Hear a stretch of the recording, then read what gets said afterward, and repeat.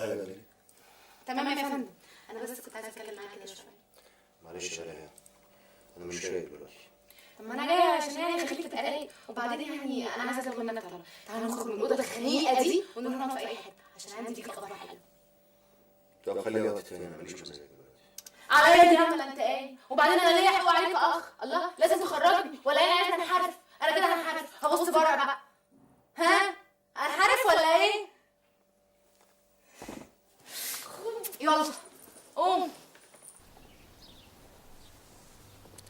شايف البنات اللي قاعدين نازلين قر عليا؟ طبعا ما انا قاعده مع واد زي القمر، كلهم عمالين يقولوا مين الحلوه اللي قاعده معاه ده. ايوه كده يا عم، اضحك شويه وافردها بقى، وبعدين هتفردها قوي قوي قوي لما تعرف الاخبار اللي عندي. اخبار ايه؟ خلينا نسال نفسنا سؤال مهم جدا، هو اللواء ايهاب كان ايه اعتراضه عليك؟ داليا ارجوك اقفلي الموضوع ده لحسن والله العظيم اسيبك وامشي. اهدى بس يا حسام. الله بص، اللي انا فهمته ان هو كان اعتراضه على حاجتين. اول حاجه فيهم حماد، بما انه يعني كان عليه ضرايب وهيخش السجن وبتاع، والوليه اللي كان متجوزها دي مش منظر يعني. والاعتراض الثاني كان على اخوك ابراهيم اللي داير في المظاهرات يشتم في الحكومه، وبما ان اللواء ايهاب هو الحكومه يبقى لا يمكن يجوز بنته لاخوه. صح؟ صح، بس تعالى نفرض ان الاعتراضات دي انتهت وما بقالهاش وجود اصلا، فبالتالي الوضع هيرجع زي ما كان في الاول، وهنلبس الدبل بقى ونزغرط ونشرب الشربات. والاعتراضات دي تنتهي ازاي ان شاء الله؟ ما انت عارفه ابوكي وعارفه اخوكي. خلاص الامور دي كلها اتحلت حلول جذريه. حماده دفع الفلوس اللي عليه وطلق المدام وبقى شخص سليم، واخوك ابراهيم مسكته مالة طرح طنط نوال خدته عملت له حبس انفرادي علشان يذاكر ويتنيل على انه ينجح بقى. افتكر اللواء ايهاب مش هيبقى عنده بقى دلوقتي اعتراض على اي حاجه، وبالتالي ربنا يتمم بخير واحنا تحت الخدمه حضرتك. طب دي اخبار كويسه. الله، وده ما هي اخبار كويسه. مش هستاهل انا عزومه سينما حفله 3 لسه قدامها نص ساعه. سينما ايه بس يا داليا؟ في فيلم تحفه، ولا انا عايزني اروح لوحدي واتعاكس بقى ولا ايه؟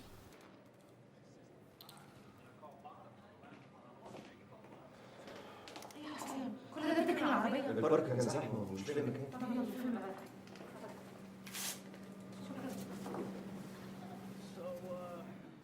What'd you do to my sister?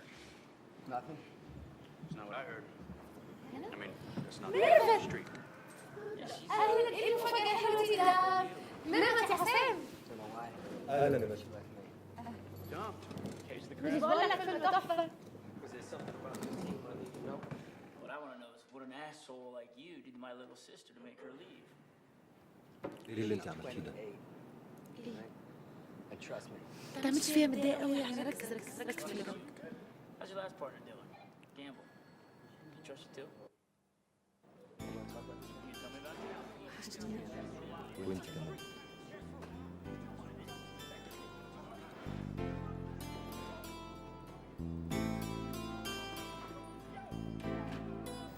انا كنت هتجنن من اللي فات.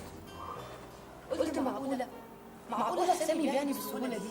انا عمري ما جيت كمان. يا سلام، انت ما كلمتنيش ولا مره، حتى ما حاولتش. لولا داليا ما كانش زماننا دلوقتي مع بعض. حسام انت خايف من بابا؟ احترامي لست اللواء واخلاصي ليه هو اللي خلاني ما اقدرش اتصل بيكي او ارد على مكالماتك. ميرفت، انا نسيت اللواء ايهاب ده بالنسبه لي مش مجرد قائد بس، ده اكتر من ابويا. انا ابويا ما ربانيش، انفصل عن امي وانا عمري 2 سنين، ما حسيتش بيه، وعيت على الدنيا وجدي هو ابويا. كان ساعات يجي المدرسه كان ليا عمري، اصحابي كانوا يستغربوا يقولوا ازاي الراجل العجوز ده ابو الولد الصغير ده. لما دخلت بقى كليه الشرطه قابلت الست اللي هو جابي بيدرس لنا.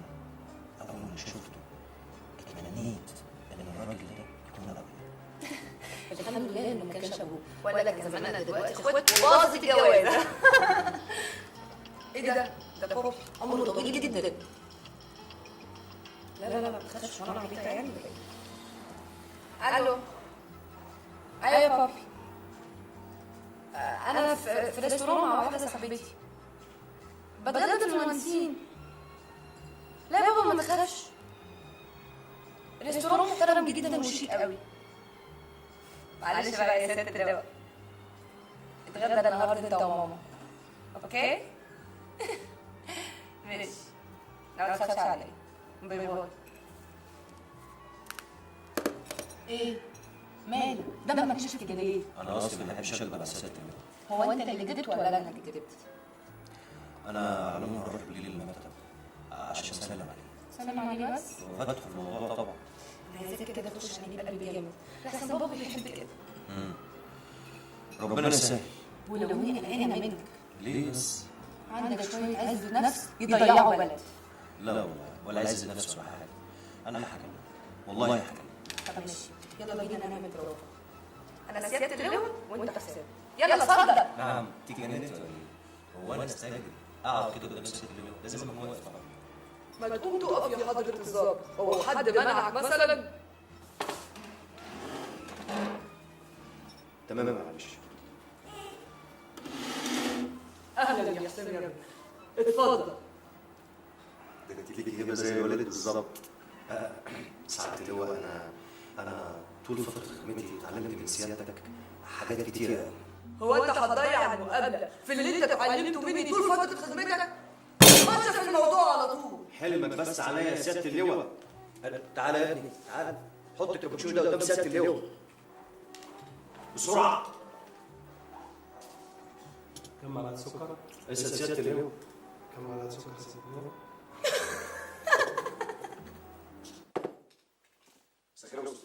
اهلا يا حسام، الحمد لله على السلامه. الله يسلمك. انت اجازه من شرم بقى؟ اسبوع يخلص بكره. والشغل في شرم عامل ايه؟ انا سامع انك عامل شغل كويس. الحمد لله. هو الباشا عند حد؟ عاوز اسلم عليك؟ يا ريت. طب سلام عليك. معالي الباشا، انا طول فتره خدمتي اتعلمت من سيادتك 3 حاجات: الصراحه، لا الوضوح، الصراحه، الشفافيه. دي مقدمه بسيطه عشان اقول لسيادتك انا جاي ايه. الوضوح، الصراحه، اتفضل يا حسام.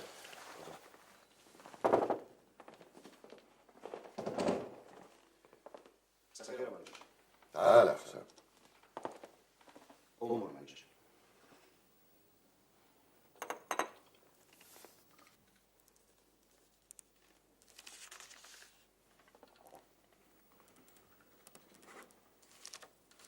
معالي الباشا، هاجي معاليك وقت تاني، واضح ان معاليك مشغول. لا استنى انا عايزك. امر معلش. انت كنت عايز تجيب حاجه؟ ايوه معالي الباشا. بس معاليك قلت لي انك عايزني في حاجه. كلم من الاول. حاضر معلش. معالي الباشا، انا طول فتره خدمتي اتعلمت من معاليك 3 حاجات: الوضوح، الصراحه، الشفافيه. كويس انك لسه فاكر. انا عمري ما نسيت معالي الباشا. هو في حاجه سيادتك؟ اتكلم. معالي الباشا، اسمح لي اني اجلت طلبي خصوصا الناس اللي فاتت. سبب قلت لك ان الموضوع ده انتهى. معالي الباشا، معاليك نسي. معاليك قلت يتأجل شويه. يتأجل شويه دي معناها ايه؟ معناها ان انا وافقت. ما ترد يا حصاد. حصلت موافقه؟ لا ما حصلش كده. ولما هي ما حصلتش، ازاي يا حصاد تسمح لنفسك انك تواعد بنتي وتروح تقعد في كازينو ومفيش بينكم وبين بعض اي ارتباط رسمي، وده ضد رغبتي؟ الظاهر يا حصابت ان انا وثقت فيك زياده عن اللزوم، وانت مش اهل الثقه دي. انا بحذرك من اي اتصال بيها، ويا ليها معايا حساب تاني.